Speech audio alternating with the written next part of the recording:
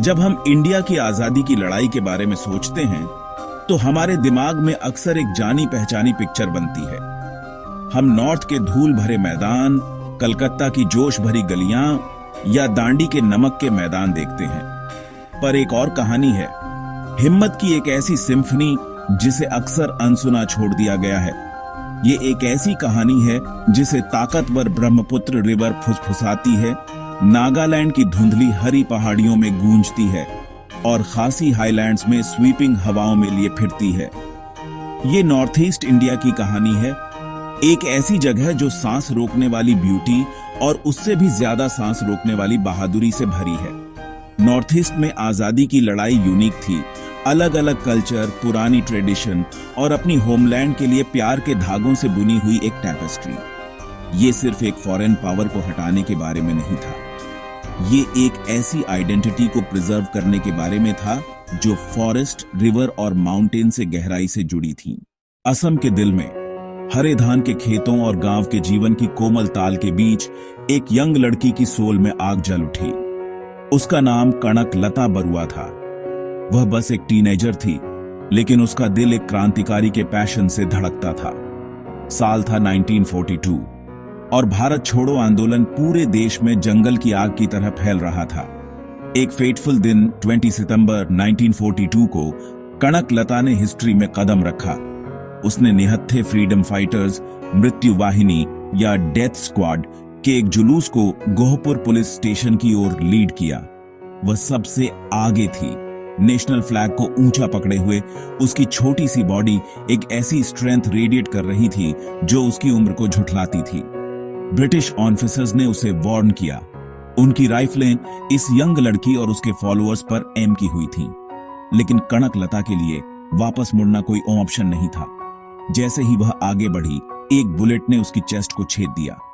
वह जमीन पर गिर गई, लेकिन फ्लैग पर उसकी पकड़ ढीली नहीं हुई। अपने अंतिम पलों में भी उसका एकमात्र थॉट तिरंगे के लिए था। कणक लता बरुआ उस दिन मारी गई। 17 साल की कम उम्र में एक शहीद, उसके खून ने असम की मिट्टी को पवित्र कर दिया। उनका सैक्रिफाइस बेकार नहीं गया। मणिपुर और नागालैंड के दूर मिस्टिकल रोलिंग हिल्स में एक और यंग वुमन लेजेंड बन गई। उनका नाम गाइदिनल्यू था। सिर्फ 13 साल की उम्र में उन्होंने अपने कजिन करिस्मेटिक लीडर हाइपो जादोनांग की पुकार सुनी। यह सिर्फ एक पॉलिटिकल रेबेलियन नहीं था, यह एक स्पिरिचुअल और कल्चरल अवेकनिंग थी। वे अपनी नागा आइडेंटिटी, अपने फेथ और अपनी वे ओन लाइफ को बढ़ते कॉलोनियल पावर से बचाना चाहते थे। जब जादोनांग को ब्रिटिश ने पकड़ लिया और 1931 में एग्जीक्यूट कर दिया, तो लीडरशिप का काम 16 साल की गाइदिनल्यू के कंधों पर आ गया। वह डरी नहीं, इसके बजाय वह अपने लोगों के लिए होप की एक बीकन बन गई। वह अंडरग्राउंड चली गई, गांव-गांव घूमती रही, जैसे जंगल की एक स्पिरिट हो, अपने लोगों को उठने के लिए कहती रही। ब्रिटिश उनके बढ़ते इन्फ्लुएंस और उनसे बचने की उनकी एबिलिटी से परेशान होकर एक बड़ा मैनहंट लॉन्च किया। कई महीनों तक रानी गाइदिनल्यू ने ब्रिटिश फोर्सेस के साथ कैट एंड माउस का गेम खेला। हालांकि 1932 में उन्हें आखिरकार पकड़ लिया गया। जब जेल के लोहे के गेट उनके पीछे बंद हुए, तब वह सिर्फ 16 साल की थी। गाइदिनल्यू ने अगले 14 साल नॉर्थ ईस्ट की अलग अलग जेलों में बिताए। 1857 के सिपाही विद्रोह की आग मेन स्ट्रीम कॉन्शियसनेस तक पहुंचने से बहुत पहले असम में एक विजनरी पहले से ही रिबेलियन के बीज बो रहा था। मनीराम देवन बहुत इंटेलेक्ट और इन्फ्लुएंस वाले व्यक्ति थे।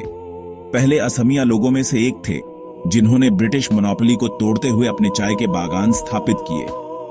शुरुआत में उन्होंने ब्रिटिश लोगों के साथ सहयोग किया, यह मानते हुए कि उनका एडमिनिस्ट्रेशन समृद्धि ला सकता है। हालांकि वह जल्द ही डिसइल्यूजन्ड हो गए। मनीराम देवन ने ब्रिटिश लोगों के खिलाफ साजिश करना शुरू कर दिया। 1857 के विद्रोह के दौरान उन्होंने एक सुनहरा अवसर देखा। दुर्भाग्य से उनकी योजनाएं पकड़ी गईं। 26 फरवरी 1858 को मनीराम देवन को सार्वजनिक रूप से फांसी दे दी गई। एक आजाद असम का सपना देखने की हिम्मत करने के लिए उनका जीवन छोटा कर दिया गया। दशकों बाद एक और असमिया नायक कुशल कोमवर मार्टरडम का एक समान रास्ता अपनाएगा। 1942 के क्विट इंडिया मूवमेंट के दौरान कोमवर गांधी के अहिंसा के सिद्धांतों के एक डिवाउट अनुयायी, एक सम्मानित स्थानीय नेता थे। जब ब्रिटिश सैनिकों को ले जा रही एक ट्रेन गोलाघाट जिले के सरुपथार के पास डिरेल हो गई तो ब्रिटिश एडमिनिस्ट्रेशन ने उन्हें झूठा मास्टरमाइंड के रूप में फंसाया। 15 जून 1943 को वह अपने हाथ में गीता की एक प्रति, अपने चेहरे पर एक शांत मुस्कान के साथ फांसी पर चढ़ गए।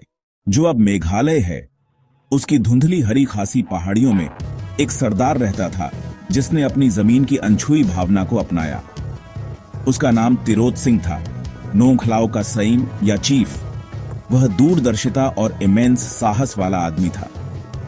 19वीं सदी की शुरुआत में ब्रिटिश ने तिरोत सिंह से अपने राज्य से होकर एक सड़क बनाने की अनुमति मांगी। वह समझ गया कि कॉमर्स के लिए बनी सड़क जल्दी ही कॉन्क्वेस्ट के लिए एक सड़क बन सकती है। अप्रैल 1829 में उसने नोंखलाओ में ब्रिटिश गैरिसन पर एक सरप्राइज अटैक किया, जो भयंकर एंग्लो खासी युद्ध की शुरुआत थी। इसके बाद एक रिमार्केबल 4 साल तक चलने वाला गेरिला वॉर हुआ।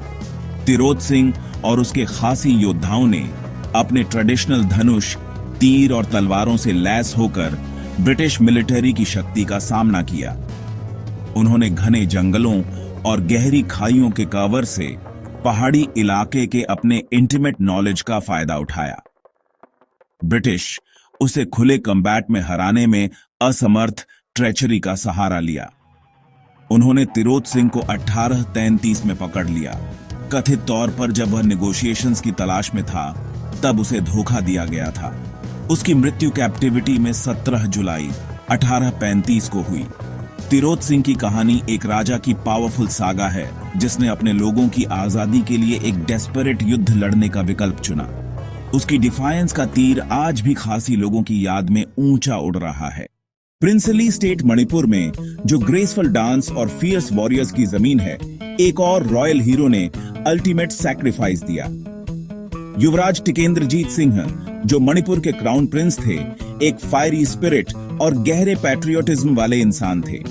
टेंशन 1891 के एंग्लो मणिपुर वॉर में बदल गई। टिकेंद्रजीत ने मणिपुरी आर्मी के कमांडर के तौर पर अपनी होमलैंड का एक वैलियंट डिफेंस किया।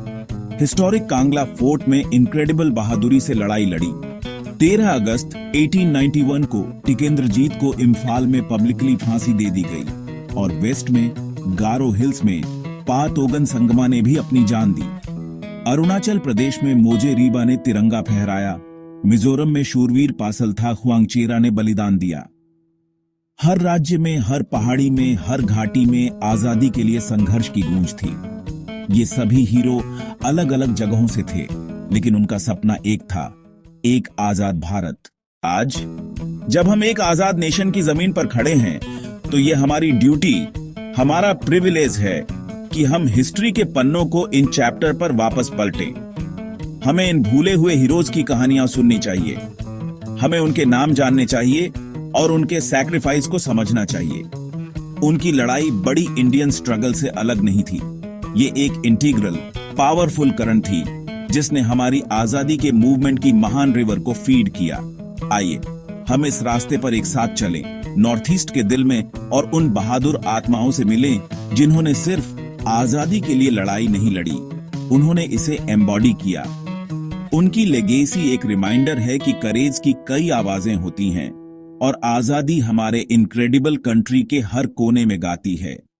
ये हैं नॉर्थ ईस्ट इंडिया के अमर शहीद कनकलता बरुआ, रानी गाइदिनल्यू, मनीराम देवन, तिरोत सिंह और अनगिनत अन्य, जिन्होंने हमारी आजादी के लिए अपना सब कुछ दे दिया।